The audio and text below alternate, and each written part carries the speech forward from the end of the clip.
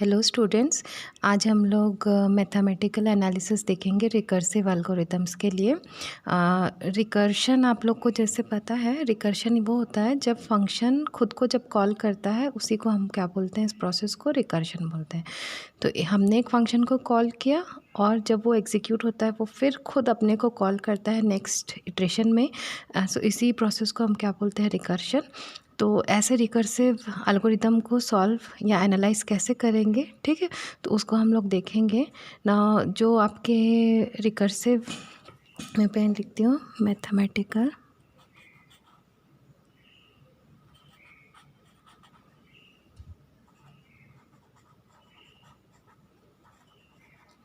Analysis of recursive algo,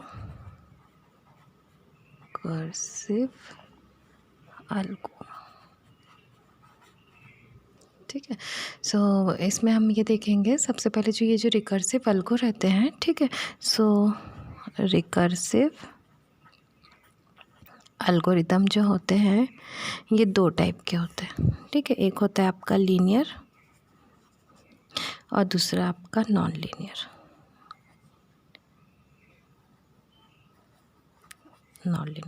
linear में basically वैसे algorithm रहते हैं जैसे कि फैक्टोरियल है आपका, ठीक है, फैक्टोरियल, जिसमें आप रिकर्शन को यूज़ करके डायरेक्ट आप फैक्टोरियल निकालते हैं किसी भी नंबर के। फिर फिबोनाची सीरीज़, ठीक है, फिबोनाची सीरीज़ है। उसके बाद आपके जो लीनियर सर्च एल्गोरिदम्स होती है, ठीक है, लीनियर सर्च, ठीक है। सो इस टाइप के जो एल्गोरिदम्स होते हैं वो लीनियर के अंदर में आते हैं। नॉन लीनियर बेसिकली इसमें होता है आपका डिवाइड एंड कॉन्कर, जिसमें आप किसी भी प्रॉब्लम, जो भी आपके पास प्रॉब्लम है, उसको आप पार्ट्स में डिवाइड कर, जैसे मर्ज सॉर्ट होता है, ठीक है। मर्ज सॉर्ट में क्या होता है कि आप लिस्ट को दो पार्ट में डिवाइड करते हो और फिर ऐसे आखिरी तक फिर वो जो नया पार्ट मिलता है उसको फिर और फर्दर डिवाइड करते हो। फिर डिवाइड कर करके आपको सिंगल एलिमेंट मिल जाता है। फिर आप क्या करते हो, बैक ट्रैकिंग से उसको वापस से जोड़ के वापस सॉर्टेड लिस्ट आपको मिल जाती है। बेसिकली जो भी प्रॉब्लम रहता है उसको आप क्या करते हो, डिवाइड करते हो। तो इसका जो एग्जाम्पल है, सबसे पहला एग्जाम्पल है आपका मर्ज सॉर्ट, ठीक है। Second binary search, yes, binary search भी आपको पता होगा। बाइनरी सर्च में लिस्ट हमारी ऑलरेडी सॉर्टेड रहती है और उसमें अब मुझे किसी एलिमेंट को क्या करना रहता है, सर्च करना रहता है। तो फिर मैं लिस्ट को उस एलिमेंट, मतलब एक मिड निकाल के उसको डिवाइड करती हूँ दो पार्ट में। फिर मैं देखती हूँ कि मेरा एलिमेंट किस पार्ट में लाई करेगा। फिर मैं अब उस पार्ट में सर्च करती हूँ जिसमें मुझे पता है मेरा एलिमेंट लाई करेगा उस रेंज में, ठीक है। तो इस तरीके के जो एल्गोरिदम है इनको हम क्या बोलते हैं, नॉन लीनियर बोलते हैं, ठीक है। तो ये जो दोनों मेथड है, दोनों जो रिकर्सिव एल्गो है, इसके लिए हम आज दो मेथड देखेंगे। सबसे पहला मेथड हम देखेंगे सब्स्टिट्यूशन, ठीक है, सब्स्टिट्यूशन मेथड, ठीक है। और सेकंड हम देखेंगे मास्टर मेथड, ठीक है, मास्टर मेथड देखेंगे हम लोग। ये दोनों मेथड को यूज़ करके हम जो भी मेरा रिकरेंस इक्वेशन है उसको मैं सॉल्व करूँगी, ठीक है। तो ना सबसे पहले हम आप स्टार्ट करेंगे हमारा सब्स्टिट्यूशन मेथड, हम देखते हैं, ठीक है। सो नेक्स्ट सब्स्टिट्यूशन मेथड ना, ये जो सब्स्टिट्यूशन मेथड रहता है ये आपका बेसिकली क्या करता है, ये जो भी मेरा इक्वेशन है, रिकरेंस इक्वेशन है, ठीक है, उसका जो है सल्यूशन को गेस करता है, ठीक है। सेकेंड वो क्या करता है, मेरा वेरीफाई करता है यूजिंग इंडक्शन, ठीक है, यूजिंग इंडक्शन। और सबसे लास्ट में क्या करता है, सॉल्व करता है ताकि मुझे कांस्टेंट मिल सके, सॉल्व टूवर्ड्स गेटिंग कांस्टेंट, ठीक है। तो सब्स्टिट्यूशन मेथड में बेसिकली जो अप्रोच यूज़ होता है वो उसमें हम गेसिंग करते हैं, फिर हम इंडक्शन यूज़ करके हम सब्स्टिट्यूट करते जाते हैं और उसके बाद हम एम हमारा ये है कि जितने वेरिएबल्स है उसको हमको रिमूव करके टुवर्ड्स कांस्टेंट जो वैल्यू हमको मिल सके उसके तरफ हम अपना सॉल्व करते हैं अपने प्रॉब्लम को, ठीक है ना। सबसे पहले अब इसका देखते हैं कि आपका जो इक्वेशन है बेसिकली किस फॉर्मेट में रहता है, ठीक है। तो सबसे पहले हम देखेंगे यस, ये जो सब्स्टिट्यूशन मेथड है ये हमें हमेशा जो है हमको करेक्ट आंसर या एक्यूरेट आंसर प्रोवाइड करता है, ठीक है। इसके अलावा ये लीनियर एंड नॉन लीनियर दोनों के लिए हम यूज़ कर सकते हैं। डिसएडवांटेज बस इसका ये है कि थोड़ा इसका प्रोसीजर क्या होता है, लेंदी होता है, ठीक है। तो अब हम एक एग्जांपल लेंगे। अब इस एग्जांपल से हम एक सब्स्टिट्यूशन मेथड के प्रॉब्लम को सॉल्व करेंगे, ठीक है। तो आप एक क्वेश्चन यहाँ पे मैं लिख रही हूँ। सो गिवन है आपका, ठीक है, एक फंक्शन गिवन है टी एन। बोलता है टी एन की वैल्यू आपके पास 1 है। कब? जब आपकी एन क्या रहेगी, आपकी 1। तो जब जब एन 1 होगा टी एन की वैल्यू भी कितनी हो जाएगी, आपकी 1, ठीक है। एंड सेकेंड बोलता है टी एन जो है आपका 2t n/2, ठीक है, प्लस एन, ठीक है। ये कब होगा आपका? जब एन जो है आपका ग्रेटर देन 1 होगा, ठीक है। तो ये मेरे पास गिवन है, ठीक है। ना हम यहाँ पे जो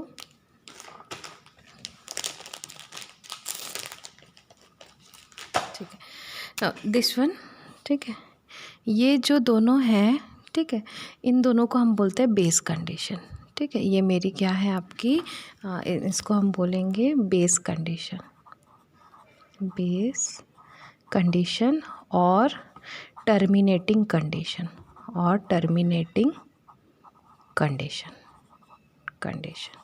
बेस कंडीशन और टर्मिनेटिंग कंडीशन हम इसको बोलेंगे, ठीक है। और ये आपका गिवन है। अब इसको बोलते हैं सॉल्व करो using substitution. Solve using substitution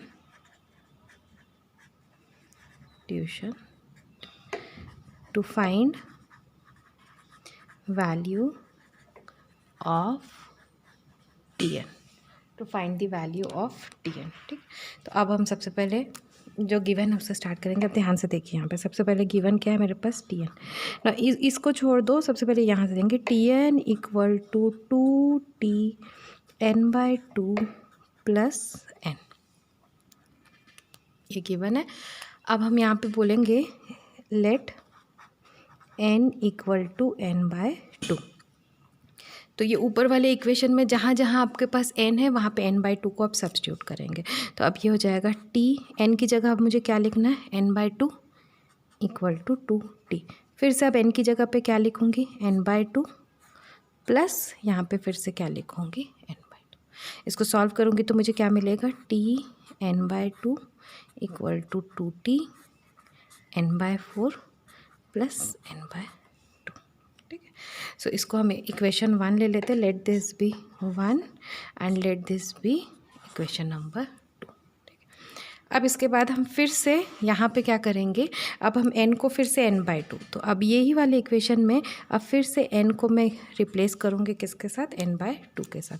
तो अब मैं डायरेक्ट यहाँ पे लिखूँगी, तो ये n की जगह n/2 डालूँगी तो ये क्या हो जाएगा, n/4 इक्वल टू 2t, ठीक है। अब यहाँ पे n/4 है, अब इसकी जगह n/2 डालूँगी तो ये क्या हो जाएगा, n/2 और नीचे 4 है तो ये n/8 हो जाएगा, प्लस ये अभी 2 तो ये क्या हो जाएगा, n/4 हो जाएगा, ठीक है। And let this be equation number 3।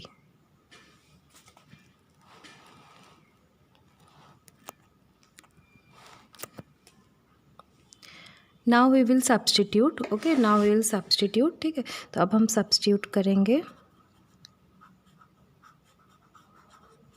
Equation 2 को इक्वेशन 1 में सब्स्टिट्यूट करेंगे, ठीक है। सो इक्वेशन 2 को इक्वेशन सो देखो यहाँ पे इक्वेशन 1 क्या था आपका, T N equal to 2t n/2 plus n था। तो ये जो n/2 है, ये इक्वेशन अगर 2 में आप देखोगे, इक्वेशन नंबर 2 में ये n/2 यहाँ पे मैंने निकाला है, ठीक है, n/2 यहाँ पे मैंने निकाला है। तो ये n/2 की जगह इसको पूरे को सब्स्टिट्यूट करूँगी, ठीक है। तो अब यहाँ पे नेक्स्ट जो है मैं यहाँ पे लिखूँगी 2, अब ये t n/2 की जगह अब मैं क्या लिखूँगी, 2t n/4 प्लस, ठीक है, यहाँ पे क्या लिखा है, n/2 प्लस n। इसको एक्सपैंड करेंगे तो ये हो जाएगा 4t n/4 प्लस ये 2 इंटू n/2 प्लस एन, ये कैंसिल हो जाएगा तो n प्लस 1 कितना हो जाएगा 2n, तो ये मिलेगा 4Tn/4 प्लस 2n, ये मुझे मिला ठीक है। अब देखो ये n/4 है ना, ये इक्वेशन नंबर 3 है। इक्वेशन नंबर 3 में यहाँ पे ये देखो n/4 है, तो इसकी जगह ये वैल्यू का आप सब्स्टिट्यूट करोगे ठीक है।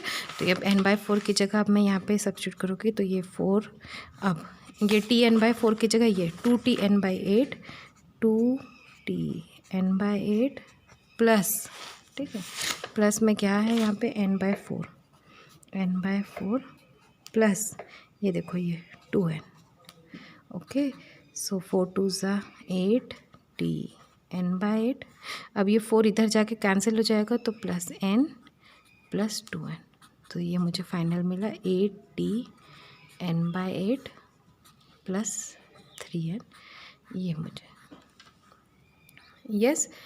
तो आपको अगर इसको देखेंगे ना तो आपको ये दिखेगा कि हर बार जो है ये जो मेरा इक्वेशन है, अभी ये 8 है तो नेक्स्ट स्टेप में देखो ये क्या हो जाएगा Tn, अगर इसके बाद वाला इटरेशन करते तो n/8 की जगह अब 8 2 सा कितना होता है आपका 16, ये बेसिकली आपका मल्टीप्लाई 2 का पावर में जा रहा है ठीक है। तो 2 का पावर अभी यहाँ पे अगर 8 है तो 2 का पावर 3, ये आएगा 2 का पावर 4 ठीक है। तो ये 16 और यहाँ पे ये n/16 ठीक है, Tn/16 प्लस ये 3 की जगह अब ये क्या हो जाएगा 4n।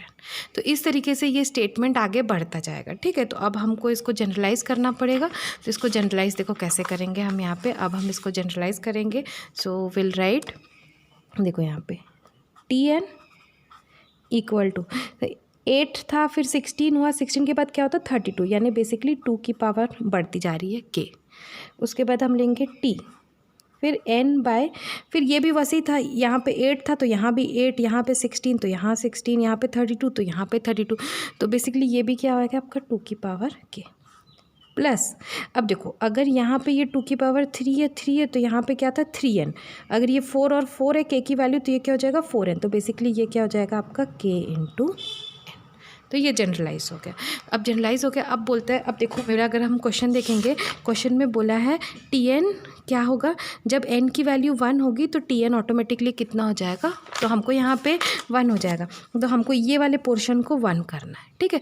तो ये वाले पोर्शन को 1 करना है, बेसिकली मुझे किसको 1 करना है, तो मुझे n/2 की पावर k को क्या करना है 1 करना है, ताकि ये T1 हो जाए, और T1 की वैल्यू कितनी थी 1 गिवन है हमारे पास, तो इसीलिए n/2k को मुझे कितना करना है 1 करना है ठीक है। तो अगर इसी को अब मैं ध्यान से देखूंगी तो इसका मतलब है n इक्वल टू क्या हो जाएगा आपकी 2 की पावर k ठीक है, या आप इसको ऐसे भी लिख सकते हैं 2 की पावर k इक्वल टू कितना हो जाएगा आपका n, ओके ना। अब हम क्या करेंगे यहाँ पे, अब हम क्या करेंगे, ये जो n इक्वल टू 2 की पावर k है, इसमें हम अब लॉग अप्लाई करेंगे, तो हम इसको ऐसे लिखेंगे log n equal to log 2 की पावर k ठीक है। 2 की पावर है ना, ये 2 की पावर k, सो ये हो जाएगा आपका log n equal to k log 2, तो log 2 की वैल्यू कितनी होती है 1 होती है, तो that means k equal to log n, k equal to log n। तो ये 2 वैल्यू मिल गई। अब हम ऊपर में यहाँ पे देखते हैं ठीक है, ये वाली इक्वेशन में अब हम देखेंगे। तो सबसे पहले 2k की पावर कितनी है n, तो यहाँ 2k की पावर को कितनी ले लूँगी n। अब ये n/2k को तो मैंने अज्यूम किया है कितना है 1, तो अब मैं इसको लिखूँगी 1 प्लस k अभी निकाला, k कितना निकाला log n इंटू क्या है आपका n ठीक है। अब ये हो जाएगा n, ये T1 तो 1 था, फिर n इंटू log n ठीक है। तो इसका आंसर क्या मिला 1 प्लस log n ठीक है। तो ये Tn आपको ये मिल गया ठीक है। अब आप इसका चाहिए तो बीगो निकाल सकते हो, अगर इसका बीगो निकालेंगे तो आपका आंसर आ जाएगा आपका log n आंसर आ जाएगा आपका ठीक है, n log n basically answer आएगा ठीक है। सो अगर आप इसका बीगो नोटेशन निकालेंगे ठीक है, तो ये आ जाएगा आपका O और आपको मिलेगा n log n, this is your answer